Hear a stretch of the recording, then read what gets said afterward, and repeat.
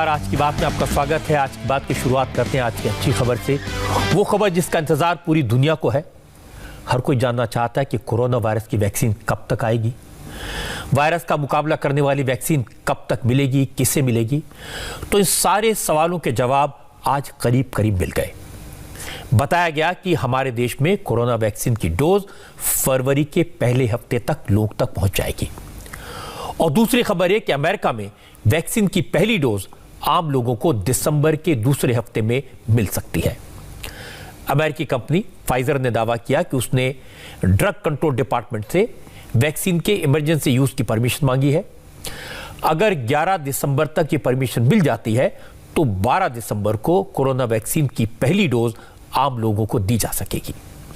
यानी दुनिया में कोरोना वैक्सीन 19 दिन के बाद आ जाएगी, जबकि हमारे देश में वैक्सीन के लिए करीब 70 दिन का इंतजार करना पड़ेगा। लेकिन यह बताना जरूरी है कि हमारे देश में जो वैक्सीन बन रही है वो 90% कारगर है और दुनिया की सबसे सस्ती वैक्सीन है। अमेरिका में फाइजर कंपनी का दावा है और हमारे देश में जो वैक्सीन बन रही है उसे कौन बना रहा है, कहां डेवलप हो रही है और इसका सक्सेस रेट क्या है, इसकी डिटेल्स मैं आपको बताऊंगा। लेकिन पहले आपको यह बता दूं कि वैक्सीन अभी आई नहीं है, सिर्फ वैक्सीन बनने का भरोसा दिया गया है, उम्मीद बांधी गई है। इसलिए इस वक्त सावधानी ही बचाव का एकमात्र तरीका है। जब तक वैक्सीन आ नहीं जाती सावधानी की और ज्यादा जरूरत है। और ऐसा कहने की जरूरत क्यों पड़ी, इसकी डिटेल्स में आपको बताऊंगा, इसकी तस्वीरें आपको दिखाऊंगा ताकि आपको एक चेतावनी मिले। लेकिन जो अच्छी खबर है उसकी डिटेल्स में पहले बता देता हूं। हमारे देश में जिस वैक्सीन का प्रोडक्शन होने की संभावना है, जिस वैक्सीन को फरवरी तक आम लोग तो देने का दावा किया जा रहा है, वो vaccine Oxford university AstraZeneca company के साथ मिलकर डेवलप कर रही है। ऑक्सफोर्ड यूनिवर्सिटी ने आज इस बात का ऐलान कर दिया कि कोविड की वैक्सीन का इंतजार अब खत्म होने वाला है। ऑक्सफोर्ड यूनिवर्सिटी की तरफ से कहा गया कि कोविड के खिलाफ जंग में आज एक बड़ा माइलस्टोन पार किया गया। रिसर्च के इंटरिम डेटा के मुताबिक ऑक्सफोर्ड की कोरोना वैक्सीन 70% इफेक्टिव है और अगर दूसरी डोज भी ले ली जाती है तो इसकी इफेक्टिवनेस, इसका प्रभाव 90% तक बढ़ जाता है। बड़ी बात है कि ऑक्सफोर्ड यूनिवर्सिटी की जो कोरोना वैक्सीन डेवलप हो रही है वो दुनिया की सबसे सस्ती वैक्सीन होगी, सबसे कम दाम में मिलेगी।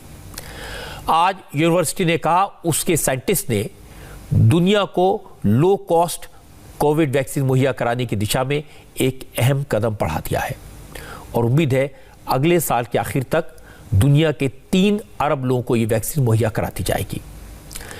इस वैक्सीन को रखने के लिए फ्रीजर की जरूरत नहीं पड़ेगी। फ्रिज में 2 से 8 डिग्री टेम्परेचर तक इसे रखा जा सकता है, जैसे बाकी दवाइयां रखी जाती हैं। इसलिए इस वैक्सीन को प्रिजर्व करने के लिए, स्टोर करने या उसे ट्रांसपोर्ट करने में मौजूदा हेल्थ इंफ्रास्ट्रक्चर में कोई बड़ा बदलाव नहीं करना पड़ेगा, कोई नए इंतजाम नहीं करने पड़ेंगे। ऑक्सफोर्ड यूनिवर्सिटी के मुताबिक इस वैक्सीन का ट्रायल करीब 23,000 वॉलंटियर्स पर किया गया है और रिजल्ट पॉजिटिव रहे।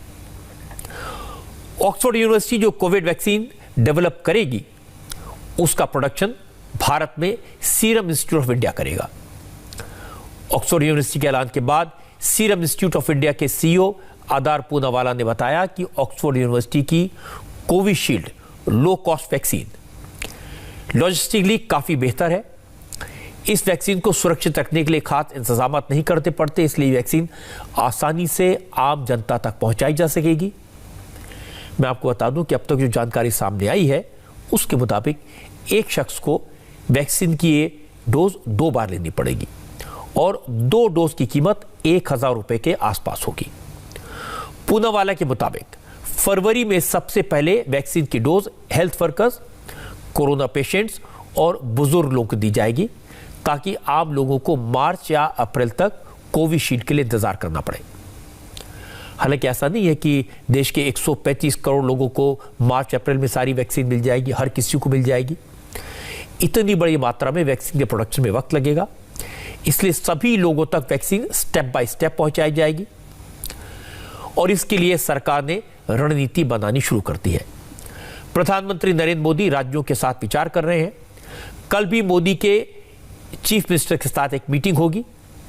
प्रधानमंत्री पहले उन 8 राज्यों के चीफ मिनिस्टर के साथ मीटिंग करेंगे जो कोरोना के सबसे ज्यादा शिकार हैं, जहां कोरोना के सबसे ज्यादा केसेस हैं। इसके बाद दूसरे राउंड में देश के बाकी राज्यों के मुख्यमंत्रियों के साथ प्रधानमंत्री बात करेंगे। इस वक्त नॉर्मली लोग एफिकेसी की बात करते हैं, तो अगर 95% अगर एफिकेसी है तो बहुत अच्छी खबर है मेरे ख्याल से। लेकिन हमें थोड़ा वेट करना होगा कि विज्ञान जगत के सामने में किस तरह इसको रिजल्ट को एक्सेप्ट किए जाते हैं। एक बात अच्छी ये भी होगी कि जो कि ऑक्सफोर्ड और एस्ट्राजेनेका कोलैबोरेशन सीरम इंस्टीट्यूट के साथ है, और सीरम इंस्टीट्यूट में बहुत बड़ी क्षमता है कि वैक्सीन के काफ़ी सारे डोजेस बनाने की, लाखों में करोड़ों में। तो ये एक अच्छी बात है कि सीरम इंस्टीट्यूट उसको तेज़ी से बना के फिर भारतीय जनता के लिए उसे उपलब्ध कराएगा। हालांकि अभी जिस रफ्तार से कोरोना बढ़ रहा है उससे बहुत ज़्यादा सावधान रहने की ज़रूरत है। आज यही बात उत्तर प्रदेश के मुख्यमंत्री योगी आदित्यनाथ ने कही। योगी आदित्यनाथ ने कहा, कोरोना की जो वैक्सीन भारत में बनने वाली है उसका सक्सेस रेट सबसे ज़्यादा है, सबसे अच्छा है, लेकिन वैक्सीन अभी आई नहीं है। अभी तो मास्क का ही सहारा है। कोविड-19 का खतरा अभी समाप्त नहीं हुआ है और हमेशा हमें इस बारे में देखना होगा कि वैक्सीन बनाने के लिए आदरणीय प्रधानमंत्री जी के मार्गदर्शन में हमारे सभी वैज्ञानिक इस दिशा में बहुत अच्छा प्रयास कर रहे हैं।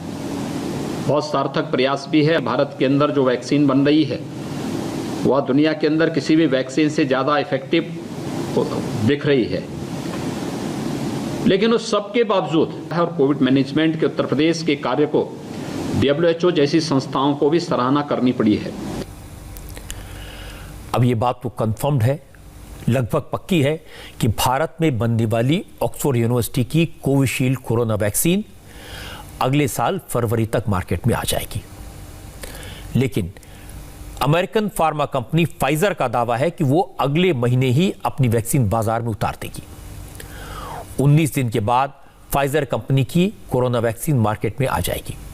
आज कंपनी ने ऐलान किया, अगर सब कुछ प्लान के मुताबिक रहा तो 12 दिसंबर को अमेरिका में कोरोना की पहली वैक्सीन डोज दी जा सकती है। फाइजर ने अपनी सहयोगी जर्मन फार्मा कंपनी बायोएनटेक के साथ मिलकर यह वैक्सीन बनाई है। दोनों कंपनियों ने अमेरिका के फूड एंड ड्रग एडमिनिस्ट्रेशन में 20 नवंबर को वैक्सीन के इमरजेंसी यूज की परमिशन के लिए अप्लाई किया था। 2 दिन पहले फाइल की गई इस एप्लीकेशन में कहा गया कि अगर उनकी वैक्सीन को मंजूरी मिल जाती है तो मंजूरी मिलने के अगले ही दिन इसे मार्केट में उतार दिया जाएगा। उनकी तैयारियां पूरी हैं। अमेरिका के फूड एंड ड्रग एडमिनिस्ट्रेशन यानी FDA की मीटिंग 10 दिसंबर को होनी है। अमेरिका में कोरोना वैक्सीन प्रोग्राम की चीफ डॉक्टर मोंसेफ सलोई ने कहा कि अगर 10 दिसंबर की मीटिंग में FDA इस वैक्सीन को मंजूरी दे देता है तो 11 दिसंबर को वैक्सीन अमेरिका के सभी इम्यूनाइजेशन सेंटर्स में पहुंचा दी जाएगी और 12 दिसंबर को इसकी पहली डोज दी जा सकेगी। हर शख्स के लिए इस वैक्सीन की 2 डोज जरूरी होंगी। फाइजर के मुताबिक इस वैक्सीन का सक्सेस रेट 95% से ज्यादा है और कंपनी की कोशिश है कि इस साल के आखिर तक वैक्सीन की 5 करोड़ डोजेस तैयार कर ली जाएं। डॉक्टर मोंसेफ सलोई ने यह कहा कि अगर 70% अमेरिकन को वैक्सीन दी जाए तो फिर ट्रू हर्ड इम्यूनिटी डेवलप हो जाएगी और उम्मीद है कि अगले साल मई 70% अमेरिकन को वैक्सीनेट कर लिया जाएगा। मई तक अमेरिका में इन्फेक्शियस डिजीज के टॉप एक्सपर्ट डॉक्टर एंथनी फॉकी ने कहा कि अमेरिका में हर्ड इम्यूनिटी की स्टेज तक बहुत जल्दी पहुंचा जाएगा।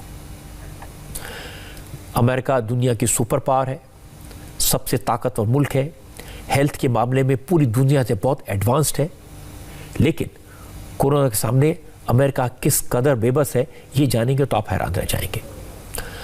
अमेरिका की 32 करोड़ आबादी में से 1.25 करोड़ लोग कोरोना वायरस की चपेट में आ चुके हैं। इनमें से 2,57,000 से ज्यादा लोगों की मौत हो चुकी है। पिछले 24 घंटे में अमेरिका में कोरोना के 1,42,000 से ज्यादा नए केसेस सामने आए हैं, यानी भारत से 3 गुना ज्यादा, जबकि अमेरिका की आबादी भारत से 1/4 से भी कम है। आप अंदाज़ा लगा सकते हैं कि अमेरिका में कोरोना की सिचुएशन कितनी ख़राब है। आगे हालात और ज़्यादा बिगड़ने की आशंका है, क्योंकि 26 नवंबर से अमेरिका में थैंक्स गिविंग हॉलीडे शुरू हो रहे हैं। थैंक्स गिविंग हॉलीडेज के मौके पर अमेरिका के लोग बड़े पैमाने पर घूमने जाते हैं, पार्टियां करते हैं, जश्न मनाते हैं, एक दूसरे से मिलते जुलते हैं। पिछले साल करीब 2.5 करोड़ लोगों ने इस मौके पर बाय एयर ट्रैवल किया था, और अगर इस साल भी ऐसा हुआ तो कोरोना का खतरा और ज्यादा गंभीर हो जाएगा। वैसे भी इस वक्त अमेरिका में हालात ऐसे कि लाशें रखने की जगह नहीं है। रेफ्रिजरेटेड वैन्स में कोरोना के मरीजों की डेड बॉडीज को रखा जा रहा है। लाशों को कब्रिस्तान तक पहुंचाने वाले मिल नहीं रहे, इसके लिए जेल के कैदियों को हायर किया जा रहा है।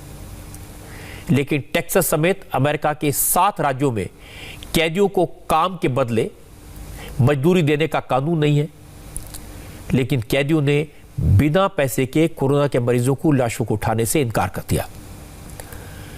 जब प्रशासन के सामने कोई रास्ता नहीं बचा तो कैदियों को हर घंटे कोरोना के मरीजों की लाश उठाने के लिए हर घंटे $2 का पेमेंट करने का फैसला किया गया। अब जो कैदी कोरोना के मरीजों की लाशों को उठाने का काम कर रहे हैं, उन्हें हर घंटे $2 पे किया जा रहा है। टेक्सास में हालत कितने खराब हो गए हैं, इसका अंदाजा इस बात से आपको लगेगा कि डेड बॉडीज को हटाने के लिए नेशनल गार्ड्स को बुलाना पड़ा। 36 सैनिकों की एक यूनिट को 240 डेड बॉडीज का बैकलॉग खत्म करने के लिए टेक्सास की अल पासो काउंटी में बुलाया गया। ये जो आप पीपी किट पहनकर डेड बॉडीज को हटाते हुए लोग देख रहे हैं, ये नेशनल गार्ड्स के जवान हैं। नेशनल गार्ड्स को इमरजेंसी की सिचुएशन में ही इस्तेमाल किया जाता है। इसी से अंदाजा हो जाता है कि अमेरिका की हालत कितनी खराब है। अमेरिका में हालत खराब होने का सबसे बड़ा कारण है लोगों की लापरवाही और सरकार की, प्रशासन की लापरवाही। शुरू में तो आपको ध्यान होगा प्रेसिडेंट ट्रंप खुद ही मास्क नहीं लगाते थे। हालत यह हो गई कि वो खुद कोरोना के शिकार हो गए, और इसके बाद अमेरिका में अनलॉक के दौरान जबरदस्त लापरवाही हुई।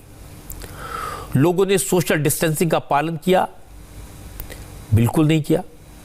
मास्क लगाया जी, नहीं लगाए। उसके बदले पार्टियां की, बीचेस पर घूमे, और नतीजा क्या हुआ ये सबके सामने है। ट्रंप की हार का एक बड़ा कारण कोरोना के संकट के वक्त, कोरोना के संकट के टाइम मिसमैनेजमेंट भी है। अब कोरोना के मामले में अमेरिका की हालत दुनिया के जो सबसे गरीब मुल्क हैं उनसे भी बदतर हो गई है। कोई देश नहीं चाहता कि उसके यहाँ अमेरिका जैसे हालात हो, कोई नहीं चाहता कि उनके यहाँ लोग मरें। लेकिन चिंता की बात है कि हमारे देश में भी हालात दिन ब दिन बिगड़ रहे हैं। इस पर आज सुप्रीम कोर्ट ने भी चिंता जाहिर की। सुप्रीम कोर्ट ने आज कहा कि दिल्ली में कोरोना की हालत बस से बदतर होती जा रही है, जबकि गुजरात में भी सिचुएशन आउट ऑफ कंट्रोल हो रही है। कोर्ट ने केंद्र के साथ सभी राज्य सरकारों से कहा कि वो 2 दिन में स्टेटस रिपोर्ट फाइल करके ये बताएं कि कोरोना पर कंट्रोल पाने के लिए क्या क्या कदम उठाए जा रहे हैं। सुप्रीम कोर्ट दिल्ली, गुजरात और महाराष्ट्र में जिस तरह से कोरोना फैल रहा है, उसके बाद दिसंबर में जो हालात खराब हुए हैं, उसको लेकर बहुत चिंता जाहिर की। कोर्ट की चिंता जायज भी है, और जमीन पर हालात ऐसे ही हैं। अब हॉस्पिटल्स में जगह नहीं है, शमशान में अंतिम संस्कार के लिए लाइनें लगी हैं, 2-2 घंटे की वेटिंग है, और कब्रिस्तानों में तो जगह नहीं बची। 2 महीने पहले जो कब्रें बनी थी उनके ऊपर मिट्टी डालकर नई कब्र तैयार की जा रही है। दिल्ली में कोरोना के फिगर्स डराने वाले हैं, मन में खौफ पैदा करने वाले हैं। पिछले 10 दिन से रोजाना करीब 7,000 नए केसेस सामने आ रहे हैं। हर रोज 100 से 120 लोगों की मौत हो रही है। दिल्ली में कोरोना से मरने वालों की संख्या 8,391 हो चुकी है, जिसमें से 823 लोगों की मौत पिछले 7 दिन में हुई है। यानी पिछले 7 दिन में ही कुल मौत के 10% मामले सामने आए हैं। पिछले 24 घंटे में 121 लोगों की जान चली गई। मौत की फिगर इतनी ज्यादा हो गई है कि दिल्ली के तमाम कब्रिस्तान और शमशान घाटों में अब शवों को दफनाने और जलाने के लिए लोगों को घंटों इंतजार करना पड़ता है। अब हालत यह कि शमशान में अंतिम संस्कार के तुरंत बाद चिता की आग ठंडी होने से पहले ही अस्थियां चुनने को कहा जाता है, क्योंकि अगली लाश अंतिम संस्कार के इंतजार में होती है। और यही हाल कब्रिस्तानों का है। कोरोना वाली डेड बॉडीज को दफनाने के लिए कब्रिस्तान की जमीन की दोबारा को समतल किया जा रहा है। कब्र के ऊपर कब्र बनाई जा रही है। 2 महीने पहले दफनाई गई लाशों के ऊपर नई लाशों को दफनाने के लिए मजबूर हो गए हैं। हमारे संवाददाता पवन नारा ने बताया कि दिल्ली के करीब करीब हर कब्रिस्तान का यही हाल है। रोजाना कई डेड बॉडीज आ रही हैं और अब जगह कम पड़ने लगी है, तो मौजूदा कब्रों की जगह को जेसीबी मशीन से पाट कर वहीं पर नई कब्रों को बनाया जा रहा है और लाशों को दफन किया जा रहा है। इस वक्त हम शास्त्री पार्क के कब्रिस्तान में हैं और कब्रिस्तान की तस्वीर कुछ ऐसी है कि यहाँ कब्रों की कतार लगी है और इस कब्रिस्तान में स्थान नहीं बचा है। अगर आप इधर देखेंगे तो यहाँ जेसीबी काम कर रही है और ये जेसीबी यहाँ मौजूद कब्रों को हटा रही है। आपको बता दें कि इस प्रक्रिया को मिट्टी पलटी कहा जाता है। और देखिए, ये नासिर का डेथ प्लेट है, या कहें कि उनकी कब्र पर लिखी थी। उनको 26/11/2019 को उनकी डेथ हुई थी, लेकिन अब उनकी कब्र के ऊपर लगा ये हटा दिया गया है। कब्र समतल की जा रही हैं ताकि यहाँ जो लोग दफनाने के लिए लाए जा रहे हैं उनके लिए जगह उपलब्ध करवाई जा सके। 100 से 150 के करीब जो है हमारे यहाँ कोविड-19 के शव दफना चुके हैं हम, और अब तो बिल्कुल जगह ही नहीं बची है। हमने डिमांड भी रखी है कई जगह। डीसी कमिश्नर वगैरह मेयर से ही बात हुई है हमारी। स्थिति ये है कि यहाँ पे फिलिंग हो गई। फिलिंग होने के बाद कब्रिस्तान फिर भर गया। अगर इस पे हम मिट्टी भी डालते हैं तब भी वो बॉडी ऐसी ही आ जाएंगी, क्योंकि 3 महीने पहले इसकी फिलिंग हुई है। तो हमारे लिए सिचुएशन इतनी कठिन हो गई है कि हम अपनी लोकल बॉडी भी रखने के लिए हमारे लिए बड़ी दिक्कतें हो रही हैं। तो कहाँ भेज रहे हैं उनको? हम ये ज्यादातर बॉडी, ये क्या नाम है आपका, दिल्ली गेट या मुल्ला कॉलोनी डाइवर्ट करें, जो कोविड वाली बॉडीज आ रही है। आप सोच सकते हैं हालात कितने खराब हैं, कितनी भयानक है। दिल्ली में हर घंटे 5 लोगों की मौत हो रही है। कोरोना का कोई इलाज तो है नहीं, कोई दवा तो है नहीं, ये बात सबको मालूम है। उसके बाद भी लापरवाही हो रही है। सरकार ने सख्ती की है। मास्क न लगाने पर 2000 रुपए का चालान हो रहा है। तो अब चालान करने वालों की मुसीबत हो रही है। सड़क पर झगड़े हो रहे हैं। बिना मास्क के पकड़े जाने पर लोग कभी सिविल डिफेंस तो कभी पुलिस वालों से उलझते हैं। पंजाबी बाग इलाके में तो हद हो गई। एक कार सवार ने सिविल डिफेंस के वॉलंटियर को टक्कर मार दी। असल में दिल्ली में करीब हर चौराहे पर सिविल डिफेंस के वॉलंटियर्स को तैनात किया गया है। वो उन गाड़ियों को रोकते हैं जिनमें बिना मास्क के लोग दिखाई देते हैं। पंजाबी बाग में यही हुआ। कार में बैठे लोगों ने मास्क नहीं लगाया हुआ था। वॉलंटियर्स ने गाड़ी को रोकने की कोशिश की तो ड्राइवर ने वॉलंटियर्स को टक्कर मार दी। गाड़ी वाले हैं ये, हम तीनों जन के ऊपर इन्होंने गाड़ी चढ़ाई। देखो ये गिर गए हैं। ये देखो गाड़ी, इन्होंने गाड़ी चढ़ा दिया। ये गाड़ी वाले, ये गाड़ी प्लेट है इनकी, ये गाड़ी प्लेट नंबर है। इनको रोका गया विदाउट मास्क के लिए, गाड़ी भगा के ले आए। ये मैडम देखो विदाउट मास्क की बैठी हुई है। ये मैडम, हेलो एक मिनट रुको, ये मैडम विदाउट मास्क की बैठी हुई है। ये देखो मैडम विदाउट मास्क की बैठी, इन्होंने गाड़ी चलाई है। इधर देखो ये गाड़ी चलाई गई है। गनीमत ये रही कि सिविल डिफेंस के वॉलंटियर्स को ज़्यादा चोट नहीं आई। वो सही सलामत हैं और उन्होंने कार के खिलाफ, जो कार चलाने वाला था उसके खिलाफ कोई शिकायत भी नहीं की, केस भी दर्ज नहीं किया। इसलिए कार सवार भी बच गया। लेकिन इस तरह के मामले रोज हो रहे हैं। लोग समझने को तैयार नहीं है। अब तक दिल्ली में मास्क न लगाने पर 5,05,560 चालान काटे गए। अगर पब्लिक प्लेसेस पर थूकने और सोशल डिस्टेंसिंग का पालन न करने के मामलों को मिला दिया जाए तो अब तक दिल्ली में 5,44,000 से ज़्यादा चालान काटे जा चुके हैं। लेकिन इसके बाद भी लोग बेपरवाह हैं। आज भी दिल्ली की सड़कों पर मास्क लगाने वालों के खिलाफ मुहिम चल रही थी। 500 से ज़्यादा लोगों के चालान काटे गए। लेकिन गलती होने के बाद भी लोग पुलिस वालों से बहस करते हैं, मास्क न पहनने के अजीबोगरीब तर्क देते हैं। कुछ लोग पुलिस पर जानबूझकर परेशान करने का इल्जाम भी लगा रहे हैं। कोई लॉजिकल बात तो हो ना किसी चीज़ का। कोई मैं गाड़ी के अंदर बैठा हूँ, अकेला बैठा हूँ, चारों शीशे बंद करके बैठा हुआ हूँ। कोई मेरा बाहर न जा रहा है कंटामिनेशन, बाहर से अंदर आ रहा है कंटामिनेशन। तो मास्क का क्या पर्पस क्या, मुझे पर्पस बता दीजिए। मेरे को तकलीफ नहीं, मैं करता हूँ आपसे। मैं गाड़ी तक आया, मैं मास्क लगा के आया, गाड़ी में बैठा, मैंने मास्क उतारी, गाड़ी में मेरा एंटी माइक्रोबियल ट्रीटमेंट करा रखा है मैंने गाड़ी का। अभी मेरे जो टिकट है बाहर से आ रहा था, मेरी मम्मी का फोन आया था घर से।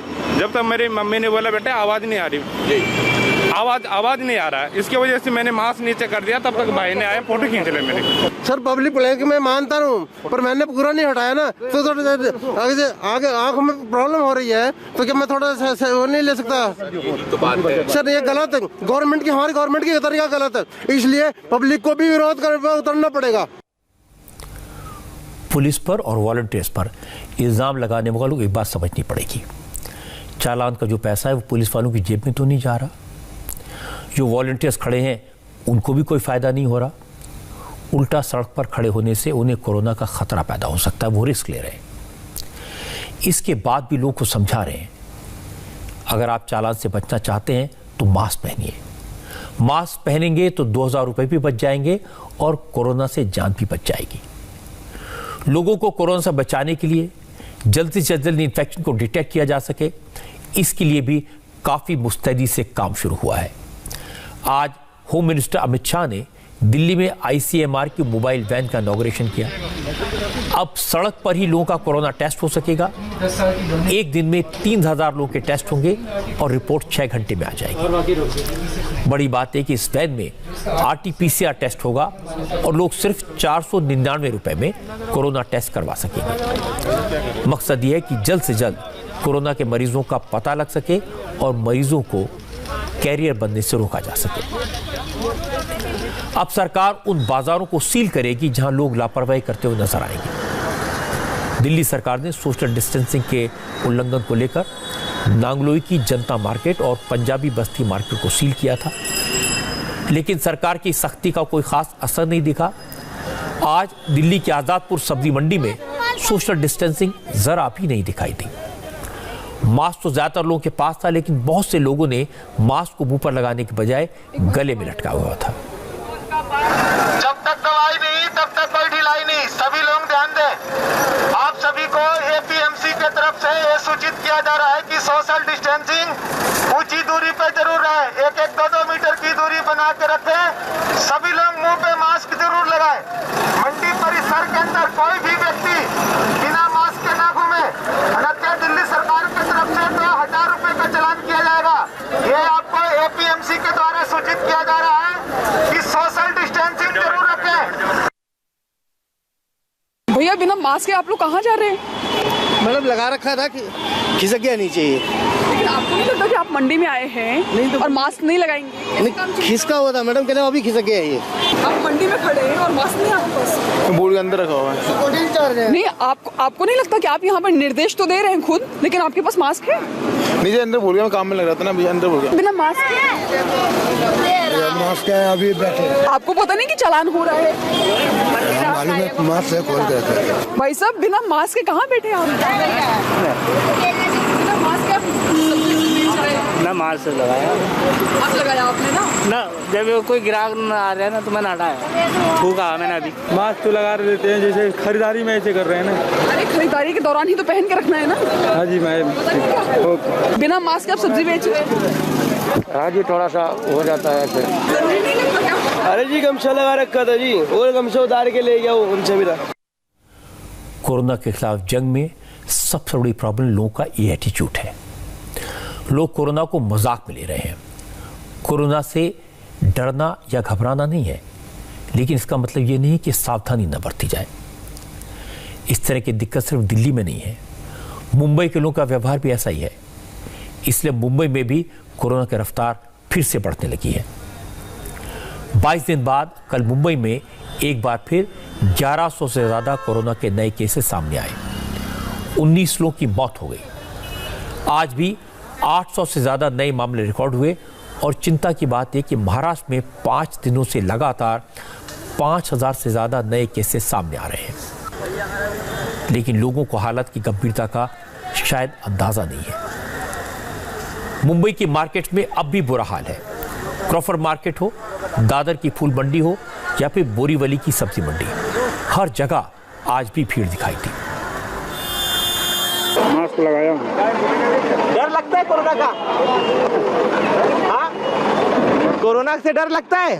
डर तो सबको है। हाँ? डर सबको लगता है। मास्क नहीं लगाया लेकिन आपने? अरे लगाया था, सांस लेने में तकलीफ होता है ना, अभी है ही नहीं ना आजू बाजू। अच्छा, लेकिन आप इस भीड़ भाड़ में इधर मालूम है आपको बहुत सारा कोरोना के केसेस आते हैं? बहुत बढ़ गए भाई, बहुत बढ़ गए। फिर भी आप मास्क नहीं लगाते हैं? मास्क तो है, खाली अभी श्वास लेने के लिए लिया था। कहाँ से आप आ रहे हैं? मास्क क्यों नहीं लगा? अरे भूल गए भाई, भूल गए। आप ऐसे करेंगे कोरोना पकड़ लिया आपको तो? बस वही है, गलती तो हो ही गया, छोड़िए। क्या डर लगता है आपको कोरोना से? कोरोना हो जाएगा? किधर कोरोना है? क्या बस। लोगों के रवैये को देखते हुए महाराष्ट्र सरकार ने भी सख्ती करना शुरू कर दिया है। अब मुंबई और महाराष्ट्र के किसी भी दूसरे एयरपोर्ट पर दिल्ली, गुजरात, राजस्थान और गोवा से आने वाले यात्रियों को अपने साथ कोरोना की नेगेटिव रिपोर्ट लानी होगी और फिर सिर्फ RT-PCR टेस्ट की रिपोर्ट ही मान्य की जाएगी। अगर ट्रेन के जरिए भी इन राज्यों से लोग महाराष्ट्र आते हैं तो उन्हें भी कोरोना की टेस्ट रिपोर्ट साथ रखनी होगी।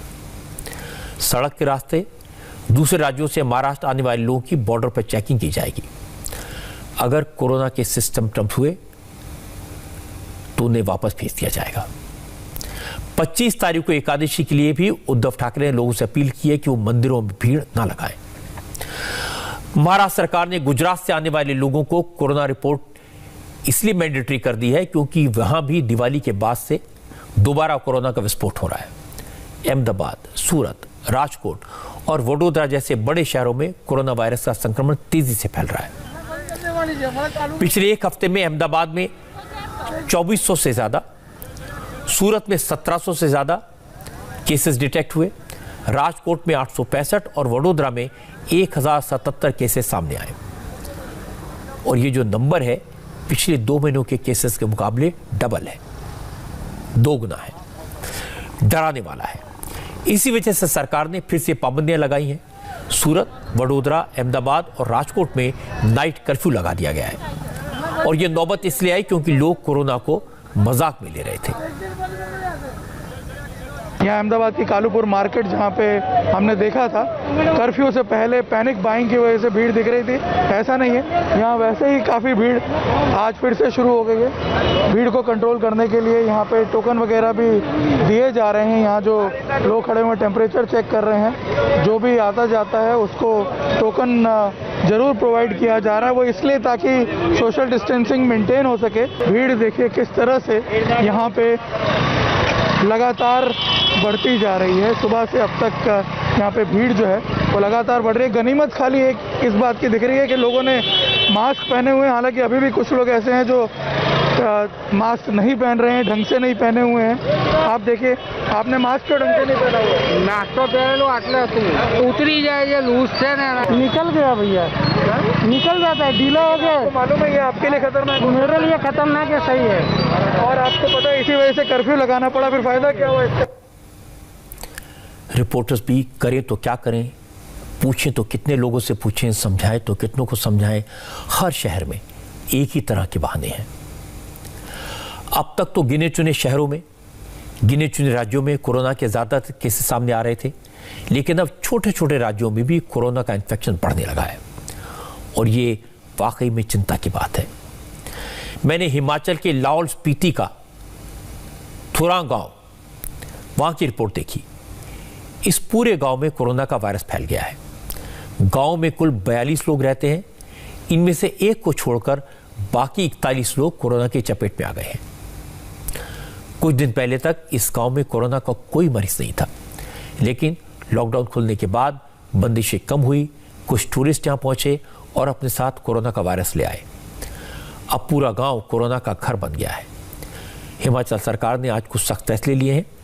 अब हिमाचल में भी मास्क न लगाने पर कम से कम 1000 रुपए का चालान होगा। शिमला, मंडी, कांगड़ा और कुल्लू में रात 8 बजे से सुबह 6 बजे तक नाइट कर्फ्यू रहेगा। बार बार सोशल डिस्टेंसिंग का पालन करने और मास्क लगाने को इसलिए कहा जा रहा है क्योंकि आप नहीं जानते कि आपके पास से गुजरने वाला या आपके कांटेक्ट में आने वाला व्यक्ति कोरोना से पीड़ित हो सकता है। कौन कोरोना वायरस को साथ लेकर चल रहा है? अमेरिका के एक एग्जांपल आपको देता हूं। एक शादी की सेरेमनी थी, एक व्यक्ति कोरोना पॉजिटिव था उस सेरेमनी में पहुंचा, उसे खुद नहीं मालूम था कि वो कोरोना के चपेट में आ चुका है, वो कोरोना पॉजिटिव है। इस व्यक्ति से, एक आदमी से 177 लोगों को कोरोना हो गया और इनमें से 7 लोगों की मौत हो गई। और हैरानी की बात है कि मरने वाले 7 लोग ऐसे थे जो शादी में नहीं गए थे, उन्हें शादी में शामिल हुए लोगों से कोरोना मिला। इसीलिए मैं आपसे बार बार कहता हूं कि दूसरों के लिए नहीं, अपनी हिफाजत के लिए सावधान रहिए, अपने परिवार के लिए, अपने घर के लिए। अब शादियों का सीजन आने वाला है। अकेले दिल्ली शहर में 4000 शादियां होंगी। कोशिश करिए इस तरह के फंक्शंस को अवॉइड करें। अटेंड करना जरूरी हो तो ऑनलाइन अटेंड करें।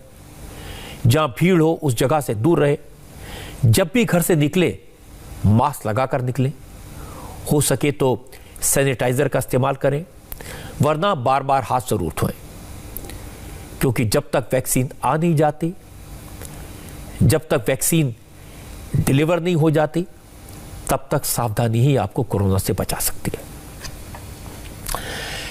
एक बड़ी खबर बिहार से आई। आज जहां नई विधानसभा का पहला सेशन शुरू हुआ और पहले ही दिन असदुद्दीन ओवैसी की पार्टी के विधायक ने शपथ ग्रहण के दौरान हंगामा कर दिया। इस हंगामे की वजह आपको बताऊं, इससे पहले 15 सेकंड का एक स्पॉन्सर मैसेज। बिहार की 17वीं विधानसभा का पहला सेशन आज शुरू हुआ। सबसे पहले विधायकों को शपथ दिलाई जाती है। शपथ ग्रहण का सिलसिला चल रहा था। Pro tem speaker Jitan Ram Manjhi chair पर थे। जैसे ही असदुद्दीन ओवैसी की पार्टी के विधायक अख्तरुल ईमान शपथ लेने पहुंचे तो उन्होंने शपथ पत्र में हिंदुस्तान शब्द पर ऑब्जेक्शन किया। अख्तरुल ईमान ने प्रोटेम स्पीकर से शपथ लेते वक्त हिंदुस्तान शब्द की बजाय भारत बोलने की इजाजत मांगी। हिंदुस्तान शब्द को लेकर अख्तरुल ईमान के इस ऑब्जेक्शन पर सदन में थोड़ी देर के लिए अजीबोगरीब हालात पैदा हो गए। अख्तरुल ईमान की बात सुनकर प्रोटेम स्पीकर जीतनराम मांझी भी हैरान रह गए।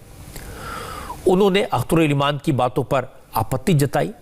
मांझी ने कहा कि हिंदुस्तान शब्द का इस्तेमाल बहुत पहले से होता आ रहा है, लेकिन इसके बाद भी अख्तरुल ईमान ने शपथ लेते वक्त हिंदुस्तान की जगह भारत ही पढ़ा। श्री अख्तरुल ईमान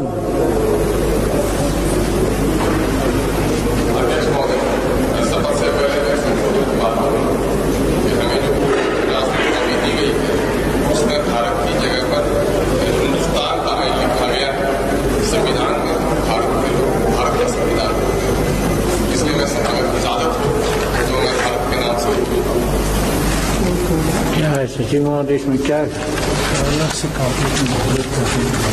भारत का संविधान तो पूर्वोत्तर चल रहा है। आज कोई नई बात नहीं ना है, सब लोग उसी नाम पर लेते हैं। संविधान हम भारत के लोग भारत का संविधान पढ़ते रहे हैं और हिंदी में और मैथिली में भारत ही लिखा गया, उर्दू में तो हिंदुस्तान लिखा गया। इसलिए मैं अख्तरुल ईमान जो कानून साज असेंबली का मुंतखब हुआ हूँ, खुदा के नाम से हल्फ लेता हूँ कि मैं कानून के जरिए कायम करदा भारत के आइन के तई सही अकीदत और खुलूस रखूंगा। मैं भारत की खुदमुख्तारी और एकजुटता कायम रखूंगा और जिस पौधे पर मैं फाइज होने वाला हूँ उसके फराइज ज्ञानादाना तौर पर अंजाम दूंगा। अख्तरुल ईमान के हिंदुस्तान शब्द न कहने पर बीजेपी के नेताओं ने एतराज जताया। बीजेपी के एमएलए प्रमोद कुमार ने तो यहां तक कह दिया, जिन्हें हिंदुस्तान शब्द से आपत्ति है उन्हें पाकिस्तान चले जाना चाहिए।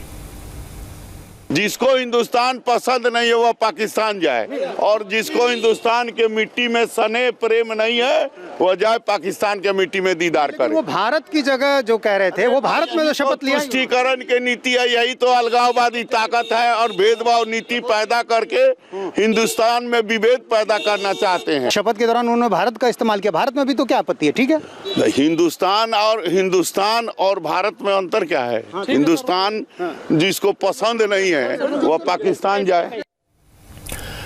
हालांकि विधानसभा से बाहर आने के बाद अख्तरुल ईमान ने सफाई दी। उन्होंने कहा उन्हें हिंदुस्तान शब्द से कोई एतराज नहीं है, लेकिन संविधान में हर जगह भारत शब्द का इस्तेमाल हुआ है, इसलिए उन्होंने स्पीकर से हिंदुस्तान की जगह भारत शब्द का इस्तेमाल करने की परमिशन मांगी थी। हिंदुस्तान सारे जहां से अच्छा हिंदुस्तान हमारा जो नगमा मोहब्बत से गाता हो उसको भी नफरत होगी। मैं कह रहा हूं कि भारत का इस्तेमाल चूंकि संवैधानिक तौर पर और हम एक संवैधानिक पद पर हैं और संविधान के निर्देश पर हम वहां शपथ ले रहे हैं, तो मेरे दिल में एक बात आई तो मैंने पूछना चाहता हूं इसमें दिक्कत की क्या बात है। आपके बयान पर मैंने बीजेपी के एक मंत्री से बात की, उन्होंने कहा कि जिनको हिंदुस्तान कहने पे आपत्ति है वो पाकिस्तान उनको चले जाना चाहिए। अरे वो जाए पाकिस्तान, वो जाए कब्रिस्तान, उनका मामला है। वो चौकीदार है, न मुझे भेजने की जिम्मेदारी दी गई है, न वो कोई मुंसिफ फैसला सुनाता है। ये लफ्ज़ों में बारूद भरने वाले लोग नफरत के सौदागरों से किसी मोहब्बत की आप उम्मीद मत रखिए। भारत से प्रेम है, हिंदुस्तान से मोहब्बत है, इंडिया से लव है, एतराज नहीं। मैंने आसन से मैंने अध्यक्ष महोदय से कहा कि क्या ये उचित होगा, मैंने ये कहा, एतराज कहाँ से लगा दिया। असल में उर्दू में जब शपथ ली जाती है उसमें आमतौर पर हिंदुस्तान शब्द का इस्तेमाल किया जाता है। तो जब ईमान ने उर्दू में शपथ ली, हिंदुस्तान की जगह भारत पड़ा। लेकिन एक दूसरे मुस्लिम विधायक कांग्रेस के शकील अहमद, उन्होंने संस्कृत में शपथ ली। कांग्रेस के एमएलए शकील अहमद ने कहा संस्कृत सभी भाषाओं की जननी है, माँ है, इसलिए अब संस्कृत खत्म हो रही है और इसकी वजह एक ही है कि हम खुद अपनी भाषाओं का ख्याल नहीं रखते, इसलिए उन्होंने संस्कृत में शपथ ली। मेरी मादरी ज़बान उर्दू है, उस ज़ुबान का मैं उसको हिस्सा समझता हूँ, वहाँ से निकली हुई ज़बान है। समंदर से दरिया निकला है और दरिया में हम सब लोग आज शामिल हैं। और फिर मुझे लगा क्यों नहीं संस्कृत में, जब वो है तो फिर उसका होना चाहिए। वो रखा गया था ना, 5 भाषाएं रखी गई थी, तो मैंने कहा कि 4 मॉडर्न भाषा जो थी वहाँ, उसकी जो मदर भाषा है उसमें ही क्यों नहीं पढ़। हो सकता है फतवा वगैरह जारी हो जाए आपके खिलाफ? 1 नहीं 10 हो जाए तो बेहतर है। सवाल उस बात का नहीं है। हर समाज में कट्टर सोच उस समाज को खत्म कर देती है। उस समाज को खत्म इसलिए कर देती है कि हिंदुस्तान जो है बहुत ही विविधताओं में एकताओं का देश है, तो इसलिए उसको खत्म ना होने दिया जाए, इस परंपरा को, एकता की परंपरा को। असल में कोई भारत कहे, हिंदुस्तान कहे, इंडिया कहे, उससे कोई फर्क नहीं पड़ता। फर्क इस बात से पड़ता है कि बात किस इंटेंशन से कही गई। दूसरे एमएलए ने शपथ ली, बहुत से मुस्लिम एमएलए ने शपथ ली। आपने देखा कि एक ने संस्कृत में शपथ ली, उन्होंने कहा कि संस्कृत सब भाषाओं की मां है। लेकिन किसी ने भी हिंदुस्तान शब्द पर आपत्ति नहीं जताई। सिर्फ ओवैसी की पार्टी के एमएलए ने हिंदुस्तान की जगह भारत का, इसलिए इतनी ज्यादा चर्चा हुई। चूंकि ओवैसी खुद कई मौकों पर वंदे मातरम और भारत माता के जय बोलने से इनकार कर चुके हैं, इसीलिए आज जब उनकी पार्टी के विधायक ने हिंदुस्तान शब्द पर आपत्ति जताई, ऑब्जेक्शन किया, तो बहुत हैरानी नहीं हुई। हैरानी जिन तस्वीरों को देखकर हुई वो मैं आपको दिखाता हूं। असदुद्दीन ओवैसी अपनी पार्टी की ताकत बढ़ाने में लगे हैं। बिहार में उन्हें 5 सीटों पर कामयाबी मिली है, जो बड़ी कामयाबी है। महाराष्ट्र में 2 सीटें उन्हें मिली हैं और हैदराबाद को तो ओवैसी की जागीर माना जाता है। और आजकल ओवैसी हैदराबाद में लोकल बॉडी इलेक्शन में अपनी पार्टी के लिए जोरदार कैंपेन कर रहे हैं। लेकिन ओवैसी को उनके अपने शहर में, अपने मोहल्ले में, अपने इलाके में लोगों के विरोध का सामना करना पड़ा। हैदराबाद के जामबाग इलाके में ओवैसी घर घर जाकर लोगों से वोट मांग रहे थे। इसी दौरान कुछ गरीब मुस्लिम महिलाएं घर से निकली और ओवैसी के सामने सवालों की बौछार कर दी। अपने ही इलाकों में लोगों से ऐसे व्यवहार की उम्मीद ओवैसी को नहीं थी, लेकिन कैमरे सामने थे। महिलाओं की नाराजगी नकली नहीं थी, बनावटी नहीं थी, इसलिए ओवैसी ने हालात को संभालने की कोशिश की। असल में हैदराबाद में पिछले महीने हुई भारी बारिश से लोगों का बहुत नुकसान हुआ। मैंने आपको तस्वीरें दिखाई थी। सरकार ने गरीब लोगों को 10-10 हजार रुपए की मदद का ऐलान किया था। ओवैसी भी उस वक्त इलाकों में घूमे थे, लेकिन उसके बाद न सरकार का वादा पूरा हुआ, न ओवैसी दोबारा नजर आए। इसलिए आज जब ओवैसी वोट मांगने पहुंचे तो कुछ महिलाओं ने घेर लिया। मौके की नजाकत को समझते ओवैसी ने खामोश रहने में भलाई समझी।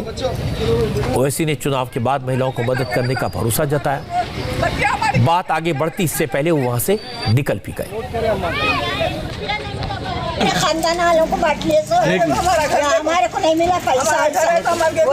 मेरे रुपया नहीं मिला, मेरे किसी की मदद नहीं मिली। मेरे घर में ना छोटा ना बड़ा, मैं अकेली औरत नौकरियां छोड़ के घर में बैठी, पूरा पड़ा सा पानी अंदर रात के 2 बजे तक बच्चियां उठा लेते फेंके पानी।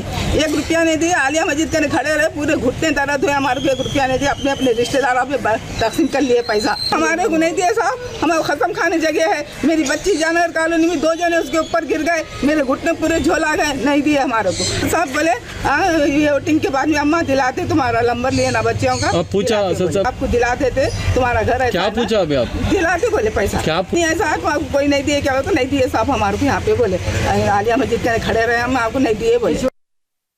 लीडर उनके घरों को पहुँचे पैसे, उनके खानदान वालों को दिए, हमारे लोगों को नहीं दिए। हम भी बेवा लोग, हम भी मेहनत करके खाने वाले हैं, हम भी गोलियां दवाइयां पे चलने वाले हैं। ये सबके बराबर लीडर वोट बोल रहा है, उसमें भी आते पैसे, वो भी खाते। हमारे को क्या मिलता? हमारे को कुछ भी नहीं मिलता। हमारे को जीते वक्त आए नो, उसके बाद अब तक पता नहीं है। फोन करे तो बोलते साहब हमारे को परमिशन नहीं दिए इधर आने का। डी मधु साहब थे, मोहन साहब थे, MIM पार्टी से थे। MIM पार्टी से मधु साहब मोहन साहब थे, नहीं आए। जब स्टार्टिंग जब जीते वक्त आए, 5 वोटों से जीते, हम लोग पूरा सेलिब्रेट करे, केक काटे, वो काटे, केक को खाए। उसके बाद अभी तक उन्होंने केक हजम ही नहीं हुआ उनका। कुछ आपके डिवीजन में डेवलपमेंट को बोलना, जिसको हम चुन के लेके आए उन्हें नहीं है तो बोलना किसको? हमारे पास MLA जो है वो MLA गए, वहाँ जा नहीं सकते हम। दूसरा कोई MLA हमारे यहाँ से है नहीं, वो एक MLA है, उनके हम नहीं जा सकते। अब क्या है, किसको वोट डालते मत पूछो आप, हमको मालूम है किसको वोट डालना है।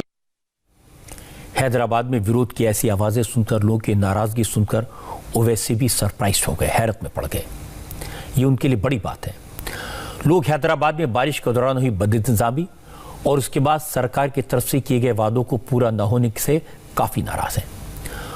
और ओवैसी की मुश्किल यह है कि अब तक वो हर मुद्दे पर KCR के साथ खड़े रहे। लोग TRS और ओवैसी की पार्टी को एक ही मानते हैं। इसीलिए ओवैसी अब लोगों को समझाने में लगे हैं कि चंद्रशेखर राव तो बीजेपी के दोस्त हैं, बीजेपी और TRS एक हैं। लेकिन लोगों की नाराजगी को देखते हुए इसकी उम्मीद कम लगती है कि ओवैसी का यह फॉर्मूला उनके काम आएगा। हैदराबाद ओवैसी का अपना गढ़ है, इसलिए हैदराबाद के लोकल इलेक्शन ओवैसी के लिए इज्जत का सवाल है। वैसे भी ओवैसी बिहार के बाद अब बंगाल में चुनाव लड़ने की तैयारी कर रहे हैं और अगर हैदराबाद में हारे तो बड़ी मुसीबत होगी। बंगाल की बात मैं आपको बताता हूं। बंगाल में ओवैसी से सबसे ज्यादा खतरा है ममता बनर्जी की तृणमूल कांग्रेस और कांग्रेस को। इसीलिए ये दोनों पार्टियां पूरी जी जान से इलेक्शन की तैयारी में जुटी हैं। ममता बनर्जी खुद मैदान में उतर आई हैं। ममता 2 दिन के बांकुड़ा के दौरे पर है। कुछ दिन पहले हमने होम मिनिस्टर अमित शाह की यात्रा आपको दिखाई थी, वो भी बांकुड़ा गए थे और यहां उन्होंने एक आदिवासी के घर में खाना खाया था। इसलिए अब ममता बनर्जी भी बांकुड़ा में घूम रही हैं। यहां ममता ने एक पंडाल में देवी जगद्धात्री की पूजा की और इसके बाद ममता बनर्जी रास्ते में अचानक एक आदिवासी के गांव में रुकी, गांव वालों के साथ बैठी, महिलाओं से बात की, आदिवासियों से उनकी दिक्कतों के बारे में पूछा और इसके बाद ममता बनर्जी ने बांकुड़ा में एक पब्लिक मीटिंग को संबोधित किया। ममता ने आरोप लगाया कि अमित शाह जब बांकुड़ा में दलित के घर खाना खाने आए थे तब वो बाहर से बना खाना लेकर आए थे।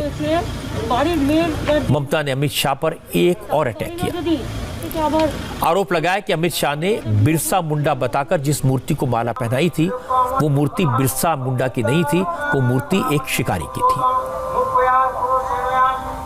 কয়েকদিন আগে আমার মাননীয় হোম মিনিস্টার তিনি এসেছিলেন দেখানোর জন্য, दिखाने के लिए आए थे और खाना बाहर से बना के कोई दलित का घर में जाके उसको कुछ करने नहीं दिया। बाहर से ब्राह्मण ले गया, बाहर से लोग ले आया। बेचारा उसको एक बेटी है, उसको थैलासेमिया पेशेंट और ऐसा कुछ है, उसको दिखाने के उसको हेल्प करेगा यही बताने के बाद बोला तुम्हारा घर में हम खाली बैठ के खाएंगे और दिखाएंगे। कोई तरकारी काट रहा है, तरकारी काटছে কিন্তু সেই তরকারি খায়নি।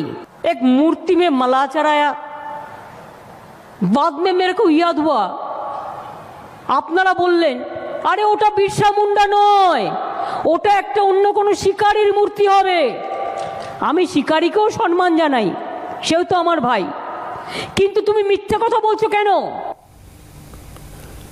अब ये देखकर आश्चर्य होता है कि ममता बनर्जी को लोगों को ये बताना पड़ रहा है कि दूसरी पार्टी के नेता ने जिस स्टैचू पर माला चढ़ाई वो किसकी थी। बीजेपी के नेता ने आदिवासी घर में खाना खाया तो वह खाना किसने बनाया था? ममता बनर्जी चीफ मिनिस्टर हैं, 10 साल से मुख्यमंत्री हैं।